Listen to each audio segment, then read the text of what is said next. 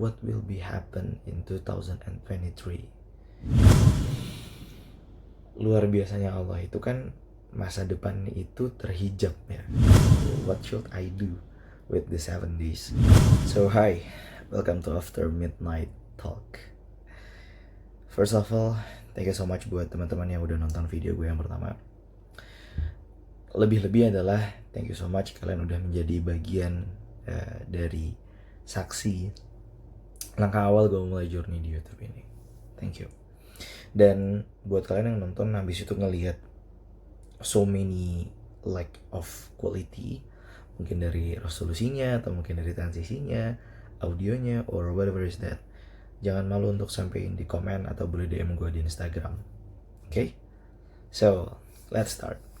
Malam hari ini di After Midnight Talk, gue pengen banget ngomongin soal apa yang hari ini betul-betul bukan membelenggu, cuma lebih ke I was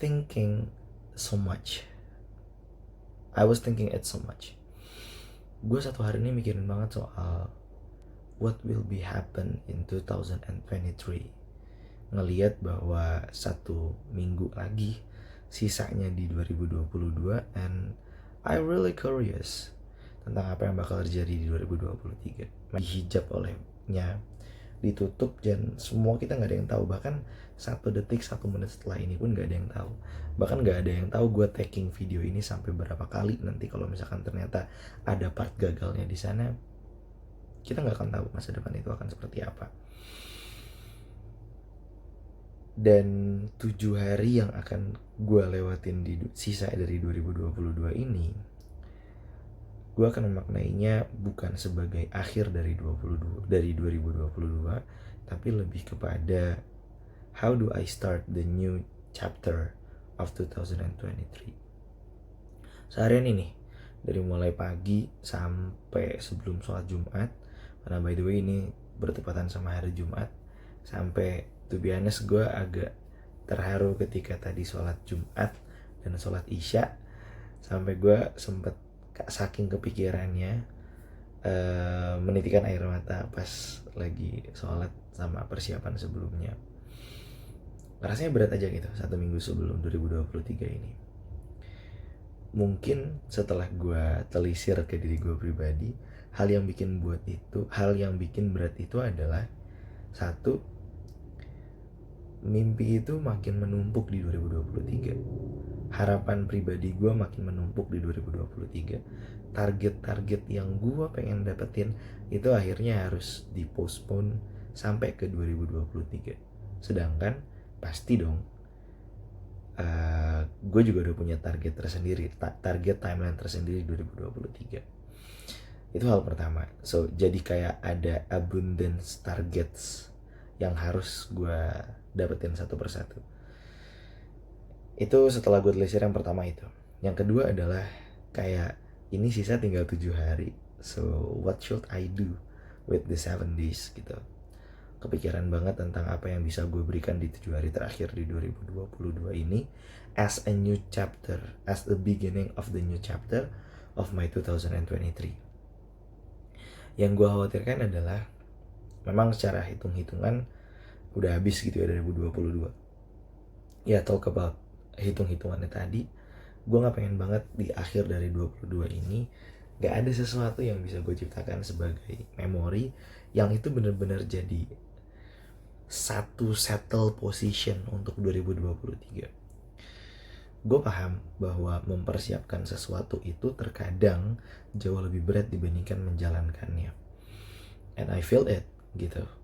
Untuk menjalankan 2023 dan mempersiapkan 2023 kok kayaknya lebih berat untuk mempersiapkan 2023. Mungkin analoginya kayak orang pemain bola tampil di Piala Dunia, waktu mereka tampil dan waktu preparation mereka, persiapan mereka pasti jauh lebih panjang preparationnya, bisa jadi jauh lebih berat preparationnya.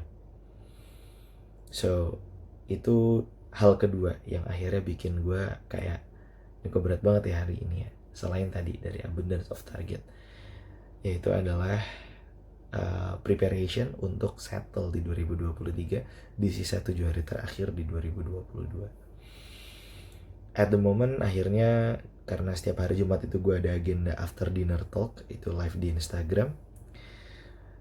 Itu ngomongin soal ibu, nggak ngomongin soal resolusi di 2023 atau what should we do in 2023, enggak.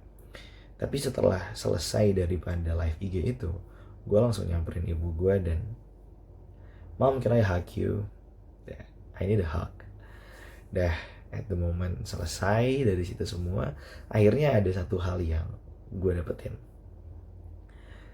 Sebenarnya yang gue takutin atau yang gue khawatirkan itu bukan soal masa depan yang terhijab, masa depan yang kita nggak tahu nanti bakal kayak gimana, atau juga bukan soal banyaknya mimpi yang harus dicapai, karena sebanyak apapun itu kayaknya masih tangible dan I trust kalau gue bisa gitu dapetin itu semua di 2023. Tapi ternyata setelah ngobrol sama ibu gue tentang beberapa hal, gue dapetin satu poin yang itu gue temukan sendiri di diri gue, bahwa sebetulnya yang gue takutkan bukan dua hal tadi ya, bukan soal masa depan, bukan juga soal banyaknya target yang harus dicapai, tapi ternyata yang gue lebih takutkan adalah kalau hari ini dan sisa-sisa hari setelahnya kok I do nothing, kok gue gak ngelakuin apa-apa,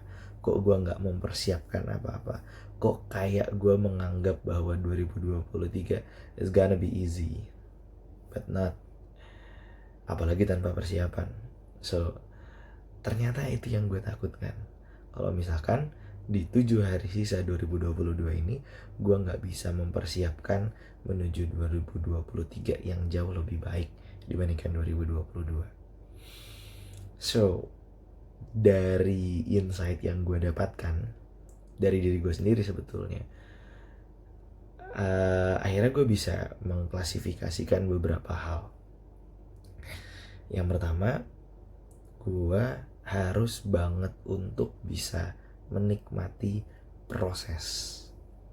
Gini teman-teman, pernah gak sih lo pergi ke suatu tempat yang durasi jalan, waktu yang harus lo tempuh selama perjalanan itu lebih panjang dibandingkan durasi lo di tempat itu. So, orang-orang yang nggak menikmati proses dan hanya fokus pada result, ya dia akan kecewa dengan perjalanan seperti itu, karena perjalanannya jauh lebih panjang dan lebih melelahkan dibandingkan waktu mereka di sana. Itu kalau orang yang fokusnya sama result.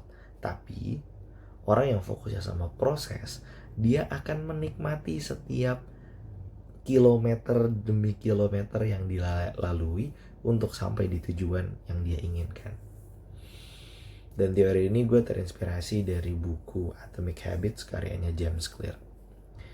Oh, ternyata di sisa hari 2023 ini, bahkan sampai seterusnya di 2023, I should enjoy the process. I must enjoy the process. Karena ini adalah satu-satunya jalan supaya gue bisa memaksimalkan resource yang ada pada diri gue dan tidak hanya termakan dengan angan-angan pada result yang sudah gue bayangkan. That the first. The second, setelah perjalanan panjang keramaian lalu lintas pemikiran gue, insight kedua yang gue dapatkan selain daripada menikmati proses adalah trust the owner of process. Gue percaya bahwa setiap proses yang kita lalui ini semua adalah apa yang telah Allah Azza wa Jalla gariskan buat kita, skenariokan buat kita. Kita hanya pelaku dari skenario yang sudah Allah tuliskan. Ya yang namanya aktor atau pemeran, ya dia gak perlu mikirin skenarionya kok gini kok gitu, karena itu udah skenario terbaik untuk diri dia sebagai seorang aktor dalam hidupnya sendiri. So ada satu ayat yang akhirnya buat gue ngerasa kayak cheerful, blossoming lagi, rekindle me well. itu adalah tentang salah satu ciri orang beriman adalah, atau orang yang punya keutamaan di sisi Allah adalah la khaufun alaihim wa lahum yahzanun. Dia enggak takut dengan masa depan dan dia enggak bersedih dengan masa lalu. Dan ternyata itu cuma dimiliki sama orang-orang yang beriman. So, kalau misalkan gue pengen jadi orang beriman yang mengimani Allah, Rasul, kitab, malaikat, hari akhir, kodok dan kodar termasuk di dalamnya. So, gue juga harus beriman pada setiap proses yang gue lalui bahwa that process, that story is come from Allah. Mungkin dua hal itu yang pengen banget gue share ke kalian tentang menikmati proses dan percaya pada sang pemilik proses. So, semoga yang mendengarkan ini termasuk orang-orang yang bisa mengontrol dirinya untuk menikmati proses dan bisa percaya pada pemilik proses. Dan dari video pertama kemarin gue udah ngejelasin, gue selalu berusaha di setiap video gue ada peran yang itu menjadi bagian dari hidup lo, dan gue juga akan selalu berusaha supaya bisa menyampaikan kebaikan-kebaikan yang sudah Allah siapkan sehingga kebaikan itu tersampaikan lewat video-video ini. Thank you very much for watching and see you in the next After Midnight